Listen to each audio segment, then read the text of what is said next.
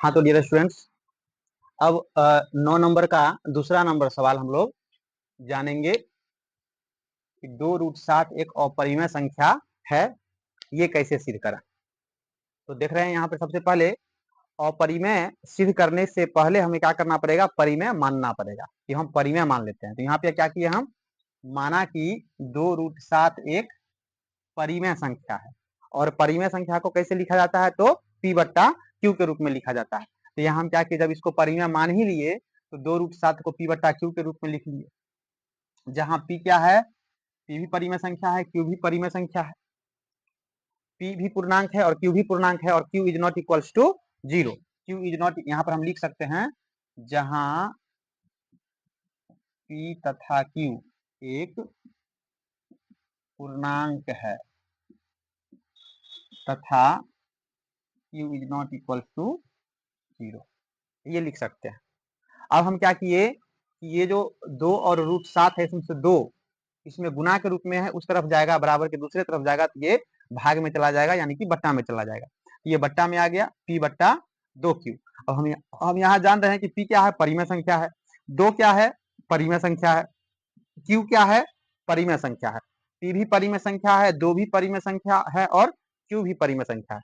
तो हम यहाँ लिखे, चूंकि परिमेय संख्याओं का जो नियम है, परिमेय संख्याओं का जो योगफल होता है, अंतर होता है, गुणनफल होता है या भागफल होता है, ये सभी क्या होता है, तो एक परिमेय संख्या ही होता है। किसी भी हालत में कोई भी परिमेय संख्या को यदि हम जोड़ दें या घटा दें या गुना करें या भाग करें, रिजल्ट क्या होगा, तो हमेशा परिमेय संख्या ही होगा। और यहाँ क्या हो रहा है, P/2Q, 2 को Q से गुना किया और P में भाग दिया है, तो रिजल्ट क्या आ रहा है, एक अपरिमेय संख्या रहा, क्योंकि इससे पहले हम सिद्ध करा चुके हैं √2, √3, √5, √7 ये सभी क्या है, अपरिमेय संख्या है। तो किंतु क्या है, तो √7 एक अपरिमेय संख्या, ये हम जान रहे हैं। तो कभी भी परिमेय संख्या और अपरिमेय संख्या बराबर नहीं होता है। यहाँ पर क्या होगा, √7 is not equals to P/2Q। अतः हमारी मान्यता क्या हो गई, हमारी मान्यता गलत हो गई। हमारी मान्यता जब गलत हो गई तो माने क्या थे, तो 2√7 एक परिमेय संख्या है, ये माने थे, और ये तो गलत हो गया, परिमेय संख्या माने ये तो गलत हो गया। इसका मतलब सही क्या हुआ, तो 2√7 एक अपरिमेय संख्या है, यहीं पर जाकर के ये प्रूव्ड हो जाता है। अब हम लोग आगे बढ़ेंगे, अगला सवाल है तीसरा नंबर में, √5/3 एक अपरिमेय संख्या है, ये कैसे सिद्ध किया जाए। तो सबसे पहले अपरिमेय सिद्ध करने के लिए वो क्या करना पड़ेगा, √5/3 को परिमेय संख्या मानना पड़ेगा। तो हम क्या लिखे, माना कि √5/3 एक परिमेय संख्या है, और परिमेय संख्या को कैसे लिख सकते हैं, तो P/Q के रूप में लिख सकते हैं। तो यहाँ पर हम क्या किए, √5/3 बराबर P/Q, जहाँ P और Q क्या है, यहाँ हम लिख सकते हैं जहाँ P तथा Q एक पूर्णांक है तथा Q is not equals to 0। इसके बाद हमको क्या करना है, बट्टा के नीचे जो 3 है, इस 3 को बराबर के इस तरफ लाना है। इसके लिए क्या करना पड़ेगा, 3 जब इधर आएगा तो ये बट्टा के नीचे यानी भाग में है, उधर जाएगा तो गुना में हो जाएगा। तो ये 3 का गुना हो गया P के साथ, ये हो गया 3P/Q। तो बच गया इधर √5 बराबर 3P/Q।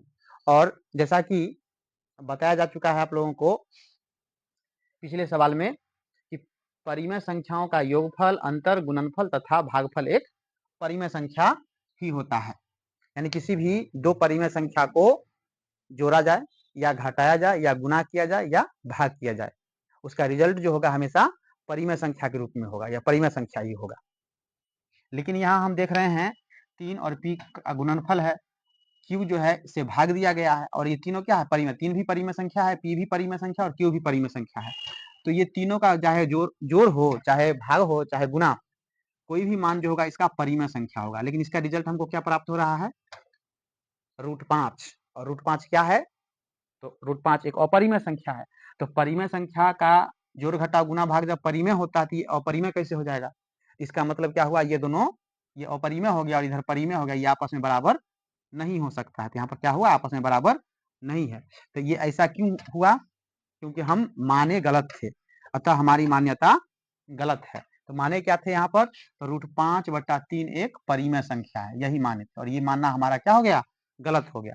तो जब परिमेय संख्या माने तो गलत हो गया, तो क्या हो जाएगा? ये √5/3 एक अपरिमेय संख्या हो जाएगा। यहीं पर ये सिद्ध हो गया कि √5/3 क्या है? तो एक अपरिमेय संख्या, क्योंकि परिमेय संख्या माने तो हमको यहाँ पर विरोधाभास प्राप्त हुआ मान।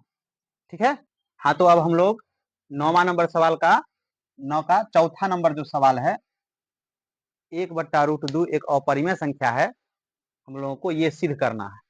तो सिद्ध करने के लिए सबसे पहले क्या करना होगा? सिद्ध करने के लिए हमें 1/√2 एक परिमेय संख्या है, ये मानना पड़ेगा। तो हम सबसे पहले क्या किए? माना कि 1/√2 एक परिमेय संख्या है, और हम जानते हैं कि परिमेय संख्या को P/Q के रूप में लिखा जा सकता है, इसलिए क्या किए? 1/√2 बराबर P/Q। यहाँ पर हम लिख सकते हैं जहां P तथा Q एक पूर्णांक है तथा Q is not equals to 0। अब ये √2 और P का क्रॉस मल्टीप्लीकेशन किए, तिरछा गुना, √2 को P से गुना किए तो √2 गुने P आ गया। अब Q को 1 से गुना किए तो Q आ गया।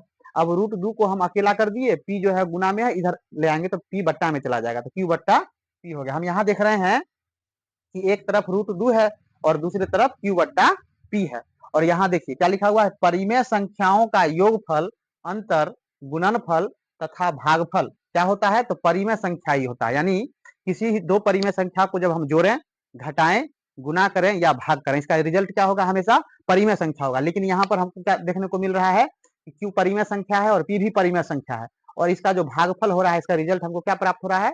अपरिमेय संख्या। तो और क्योंकि हम जानते हैं क्या क्या लिखा हुआ है? √2 एक अपरिमेय संख्या है, और इससे पहले हम सिद्ध भी कर चुके हैं कि √2 एक अपरिमेय संख्या है। तो अपरिमेय संख्या परिमेय संख्या के बराबर नहीं होता है, तो यहाँ हम लिख दिए अपरिमेय संख्या इज नॉट इक्वल्स टू परिमेय संख्या।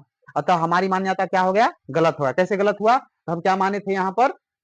1/√2 एक परिमेय संख्या है। जब हमारी मान्यता गलत हो गया, इसका मतलब ये परिमेय संख्या जो लिखना है ये गलत हो गया। तो परिमेय संख्या जब ये नहीं होगा तो क्या होगा? 1/√2 परिमेय नहीं होगा तो क्या होगा? तो 1/√2 एक अपरिमेय संख्या है, और यहाँ पर ये सिद्ध हो जाता है।